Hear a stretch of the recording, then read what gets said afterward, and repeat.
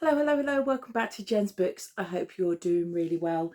Today is one of my favourite kind of videos. It's a bit of a book haul and I wanted to share some new releases with you that I've picked up because I'm very, very naughty and I've bought books even though I told myself I wouldn't buy any in September. There we go. So the first book is The Last Passenger by Will Dean. This is a thriller. Could not resist the premise. It's exactly the sort of thing I love to read. And sometimes I just want a really good page turner. And I have a feeling that this might very well be one. I've not read anything else by him, so I don't know a lot about his writing, but this just captured my imagination immediately. So the premise is a luxury cruise liner abandoned with no crew steaming into the mid-Atlantic, and you are the only passenger left on board. Immediately I'm just really, really drawn in. Kaz Ripley, a cafe owner from a small ordinary town, boards the RMS Atlantica with her boyfriend Pete and 1,000 fellow passengers destined for New York. The next morning she wakes up to discover that everyone else on board has disappeared, and that's just the beginning. Kaz must prepare for a crossing that will be anything but plain sailing. It just immediately drew me in. The mystery of it, the fact that we've got this one sole character caught in a really sort of isolated situation, at sea. It just, to me, feels like it's going to be a real page turner, and I'm hoping that I'm not going to be disappointed. But as soon as I heard about this book and the premise, I was like, no, I've got to give that one a go. The next book is, I've got sort of a series of books really by real modern day writing titans at the moment. The next one is Emma Donohue's Learned by Heart, which is a historical novel. Look at the beautiful cover on there as well. It is gorgeous. And the blurb says, Eliza and Nista have never been this wide awake in their lives, and the slope, with its curtains drawn wide, is bright with starlight. The question Eliza's been needing to ask swells like a great berry in her mouth, and all at once she's not scared to let it out. Not scared at all, not scared of anything. In 1805, 14-year-old Eliza Rain is a schoolgirl at the Manor School for Young Ladies in York.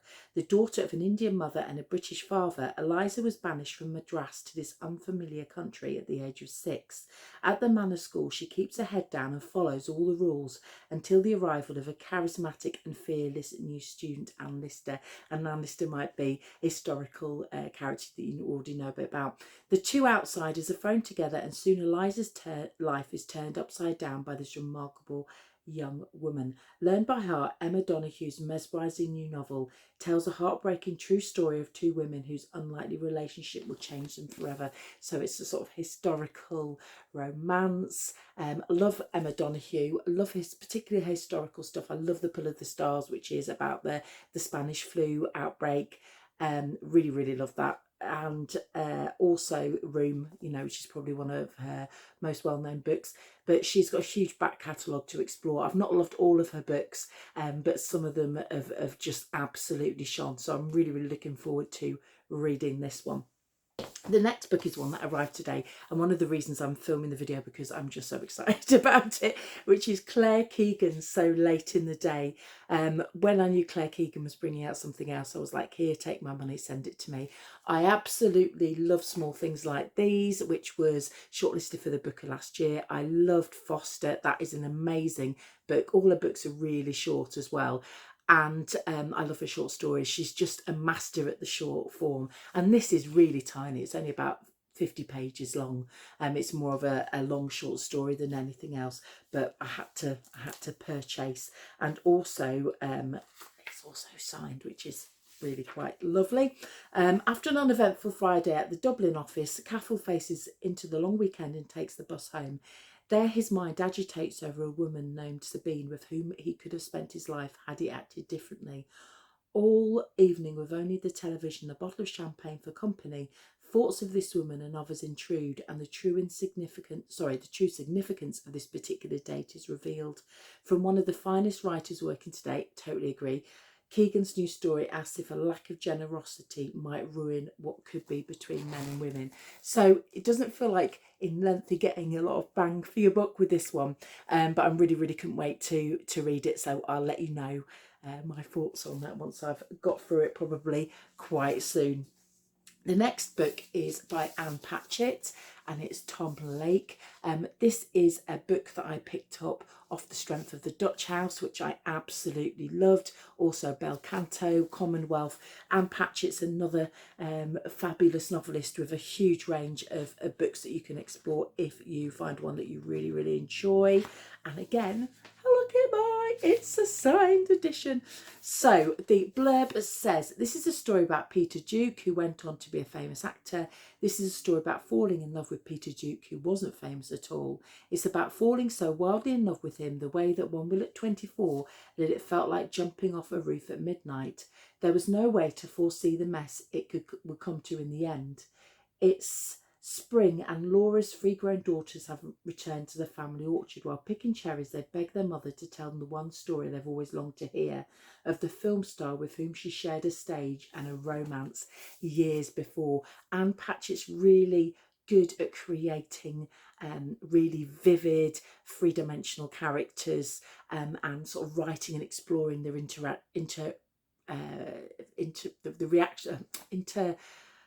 reactions between different characters in really good detail and believable detail. So I'm really looking forward to reading this, and it's got a lovely sort of blue colour as well on the outside.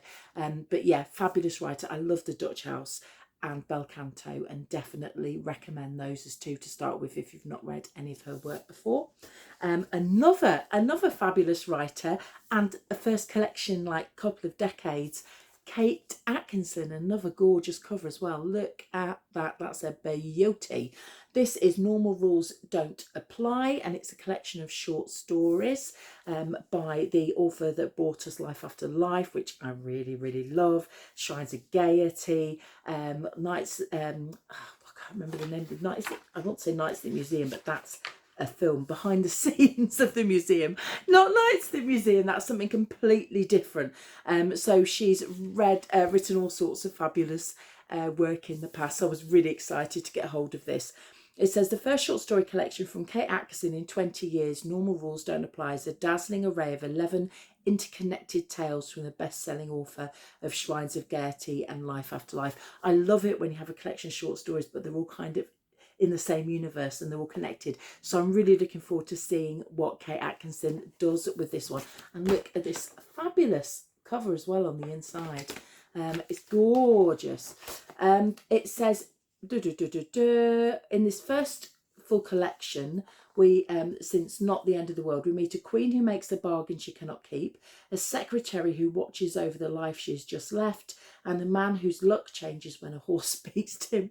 That just sounds amazing. With clockwork intricacy, inventiveness and sharp social observation, Kate Atkinson conjures a feast for the imagination, a constantly changing multiverse in which nothing is quite as it seems. So yeah, that sounds amazing. So really looking forward to reading that. The next book is one that I mentioned in previous videos of a book on the booker long list that I was hopeful that I would get a copy of, and here it is, Prophet Song by Paul Lynch. This is kind of a dystopian novel based in Ireland, and for those reasons it immediately grabbed me. On a dark wet evening in Dublin, scientist and mother of 4 Eilish Stack answers her front door to find the GNSB on her step. 2 officers from Ireland's newly formed secret police are here to interrogate her husband, a trade unionist. Ireland is falling apart. The country is in the grip of a government turning towards tyranny. And when her husband disappears, Eilish finds herself caught within the nightmare logic of a society that is quickly unravelling. How far will she go to save her family? And what or who is she willing to leave behind? So this is another one off, as I say, for the book a long list that is on my reads, and it's one of the ones that really sounded of interest to me for all the reasons I've just given. So looking forward to reading that too. Last of all, I have a book that I wanted to read last year but found it difficult to get a hold of a copy actually, and it's the Hacienda by Isabel Canas. So I finally managed to get a second-hand copy of this, so really looking forward to finally reading it. And it says, Mexican Gothic meets Rebecca, fabulous and fabulous. In this debut supernatural suspense novel set in the aftermath of the Mexican War of Independence, about a remote house, a sinister haunting, and the woman pulled into their clutches. Yep. Tick, tick, tick. Yep, everything in there sounds good. During the overthrow of the Mexican government, Beatrice's father was executed and her home destroyed. When handsome Don Rodolfo Solorzano proposes, Beatrice ignores the rumours surrounding his first wife's sudden demise, choosing instead to seize the security that his estate in the countryside provides. She will have her own home again, no matter the cost. But Hacienda Son Isidro is not the sanctuary she imagined. When Rodolfo returns to work in the capital, visions and voices invade Beatrice's sleep. The weight of invisible eyes follows her every move. Rodolfo's sister Juana scoffs at Beatrice's fears, but why does she refuse to enter the house at night? Why does the cook burn copal incense at the edge of the kitchen and mark the doorway with strange symbols? What really happened to the first Donna Solorzano? Beatrice only knows two things for certain. Something is wrong with the Hacienda and no one there will save her. Desperate for help, she clings to the young priest Padre Andres as an ally. No ordinary priest. Andres will have to rely on his skills as a witch to battle the malevolent presence haunting the Hacienda. Far from a refuge, San Isidro may be Beatrice's doom. So that sounds awesome. I've wanted to read it for ages, so I'm glad I've finally been able to get a second-hand copy of that. I think it is coming out on paperback soon, but I actually got it cheaper second-hand than it would have been, you know, to buy it new as a paperback, so a bit of a bargain as well.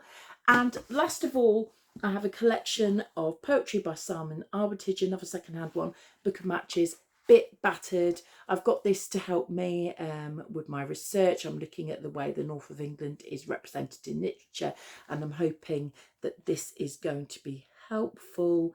I don't know a huge amount about it, I'll be honest. Obviously I know who Simon Armitage is, but I don't know much about this particular collection.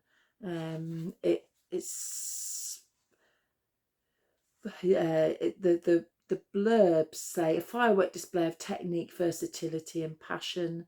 The Times Literary Supplement said the crafted sincerity of this potent lyrical collection, in which an absolutely contemporary voice concisely expresses common concerns, is everything that poetry should be.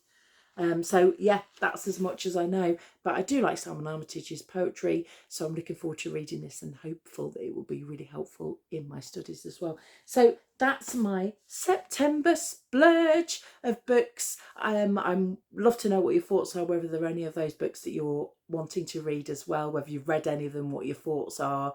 But yeah, fabulous. I'm very, very naughty. Buy more books again. I'm trying to reduce my book consumption. Well, no, that's a lie. I'm really, really not. So thank you very much. I'll see you at the next video. Take care. Bye.